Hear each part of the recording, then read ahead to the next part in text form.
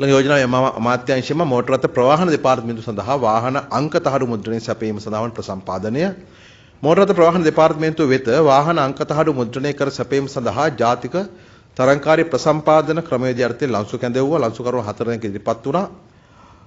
අදාළ ලන්සු සම්බන්ධයෙන් ඉහළ මට්ටමේ ස්ථාවර ප්‍රසම්පාදන කමිටුව සහ ප්‍රසම්පාදන අභ්‍යාචන මණ්ඩලය විසින් ලබා දී නිර්දේශ මත පදනම්ව වසර 5ක කාල සීමාවක් සඳහා මෝටර රථ ප්‍රවාහන දෙපාර්තමේන්තුව වෙත වාහන අංක තහඩු මුද්‍රණය කර සැපයීමේ ප්‍රසම්පාදනය South Asian Technologies Private Limited වෙත පිරිනැමීම පිණිස ප්‍රවාහන මහා මාර්ග සහ නාගරික සංවර ඇමතුමා ඉදිරිපත් කළ යෝජනාව කැබිනට් මණ්ඩලය අනුමත කළා.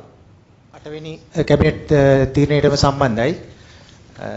දැන් අපි දන්නවා මාස 8ක් තිස්සේ මේ අංක තහඩු සැපීමේ කොන්ත්‍රාත්තුව පිළිබඳ ගැටලුව දිගින් දිගටම ඇදී ගියා.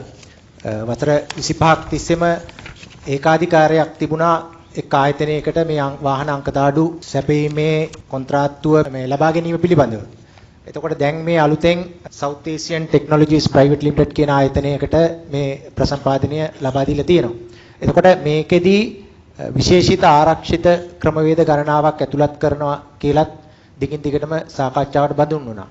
මේ ක්‍රමවේදත් එක්ක මේ ලබා දෙන වාහන අංක තහඩු යුගලයට මීට පෙර වාහන හිමියන් ලබා දුන්න මුදලට වඩා කොපමණ මුදලක් ඔවුන්ට වැය කරන්න සිද්ධ වෙනවද? මේ දෙක අතර ලොකු වෙනසක් තියෙනවද? කොහොමද මේ සම්බන්ධව දැනගන්න පුළුවන්? නෑ මේ තෝරාගත් සමාගමේ අංක තහඩුවේ තියෙන ක්වොලිටි එක පරීක්ෂා කරන්න ආයේ සිංගප්පූරුවට යවන්න තීරණය කරන් තියෙනවද කියලා දැනගන්න කැමතියි. හොඳයි.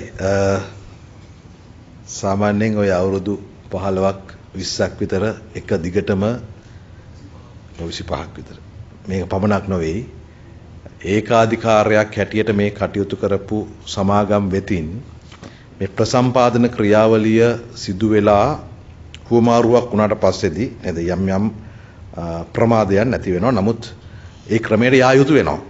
එහෙම නැත්නම් මම කියන අර ඔක මේ රථ වාහන අංක තහඩු වල විතරක් නෙමෙයි ඕනෑම ශාස්ත්‍රයක ඒක අත්දකින්න පුළුවන්. ඖෂධ ශාස්ත්‍රයේ වුණත් සමහර එහෙම ආධිපත්‍යයක් දරාගෙන ඉන්න සමාගම් වලින් වෙනස් සමාගම් වලට එහෙම ගියාම ඒ කරන වැඩ කටයුතු ප්‍රමාණයක් තියෙනවා. මේක බලශක් ශාස්ත්‍රයේ නිතර දකින්න ලැබෙන එකක්. ඒ නිසාම සාමාන්‍ය ප්‍රසම්පාදන කටයුතු වලටත් මේක අලුත් කොන්දේසියක් නොවේයි. මේ ලන්සුකරු සමග ගිවිසුම් ගත වීමෙන් පසු ලන්සු ලේඛන ලබා දී ඇති මාස 3ක කාලය තුල වාහන අංක තහඩු මුද්‍රණය කර සැපයීම ආරම්භ කිරීමට අසමත් වන්නේ නම් ගිවිසුම අවලංගු කර සැපයීම් කරුවන් ලියාපදිංචි කිරීමේ ක්‍රමවේදය ආරම්භ කරන්නත් අනුමැතිය ලබා ගත්තා. මේක අලුත් එකක් නෙවෙයි. නමුත් ප්‍රසම්පාදන ක්‍රියාවලියේ පවතින තත්වයක්. මිල ගණන් මගේ දැනුමේ හැටියට වැඩි වෙන්නේ නැහැ. ඉදිරිපත් කළ තියෙන ඒවා ගත්තාම.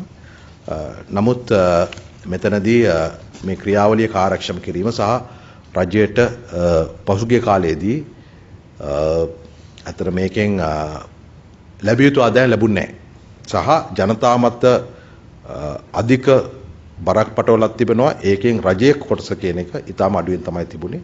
මේ සියලු දේවල් කරලා තමයි මේ ප්‍රසම්පාදන ක්‍රියාවලියෙන් මේ අය තෝරගෙන තිබෙන්නේ. අපිට සිද්ධ වෙන්නේ මේ ක්‍රියාවලිය සමාලෝචනය මේ පිළිබඳ අධීක්ෂණය කරන්න.